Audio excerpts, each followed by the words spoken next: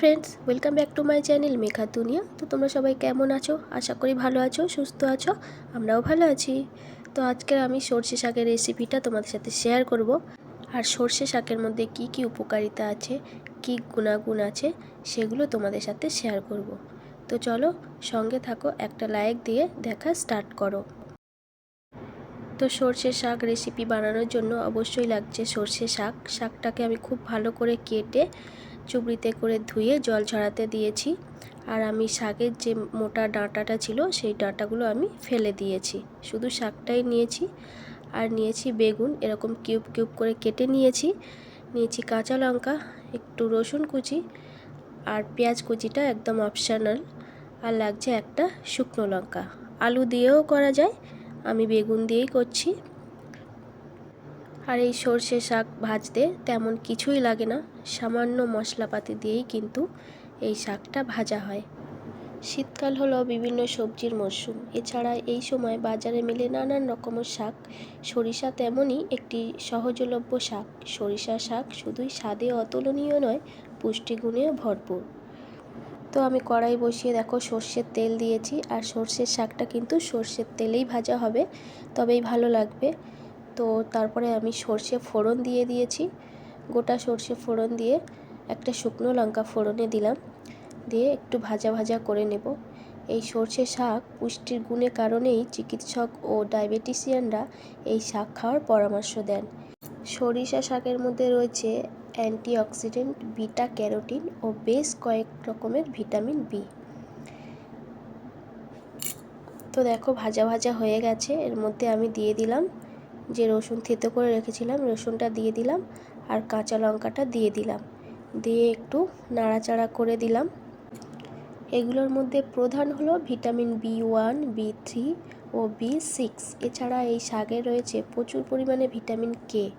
Iron, calcium, potassium ও magnesium সমৃদ্ধ এই শাক নানাভাবেই খাওয়া যেতে পারে।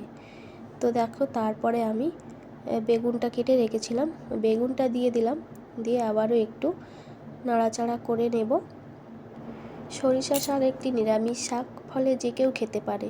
তাছাড়া এটি পালং ও মূলো শাকের সঙ্গেও রেঁধেও খাওয়া যায়। এই শাকের ক্যালোরির পরিমাণ অন্যান্য সবজির তুলনায় অনেকটাই কম, বরং ফাইবার ও মাইক্রোনিউট্রিয়েন্টের পরিমাণ বেশি, ফলে শরীরের জন্য এটি খুব উপকারী।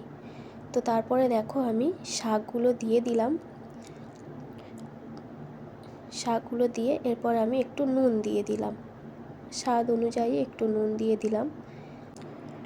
নুনটা দিয়ে এরপর আমি দেব সামান্য একটু হলুদ গুঁড়ো। ব্যাস, আর কিচ্ছু লাগবে না, এতেই হয়ে যাবে। একদম কম মশলাপাতিতেই হয়।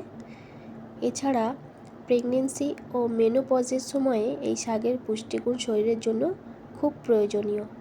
রোগ প্রতিরোধ ক্ষমতা, ভিটামিন সি, বেশ কয়েক রকমের ভিটামিন বি থাকায় শাকটি রোগ প্রতিরোধ ক্ষমতা গড়ে তুলতে মুখ্য ভূমিকা নেয়। স্ট্রেস কমায়, অ্যান্টিঅক্সিডেন্ট আমাদের শরীরে অ্যান্টিডেটিং স্ট্রেস কমাতে সাহায্য করে। সরিষা শাকে রয়েছে বিটা ক্যারোটিন নামক অ্যান্টিঅক্সিডেন্ট, এটি শরীরের ফ্রি রেডিক্যালকে নষ্ট করে। তো আমি খুব ভালো করে দেখো শাকটা এবারে ঢাকা দিয়ে দিয়ে ভাজবো।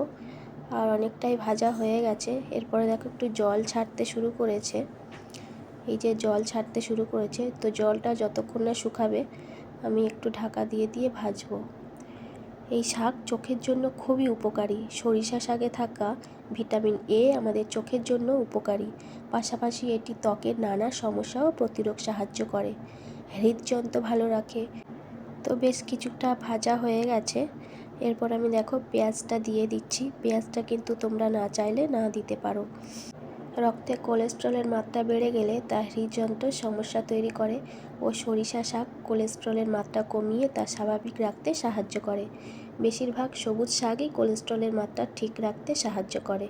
কিডনি ভালো রাখে। সবুজ শাকের মধ্যে থাকে অক্সালেট নামক যৌগ, এটি কিডনিতে পাথরের আশঙ্কা কমায়, পাশাপাশি কিডনিকে অন্যান্য সমস্যা থেকে দূরে রাখে।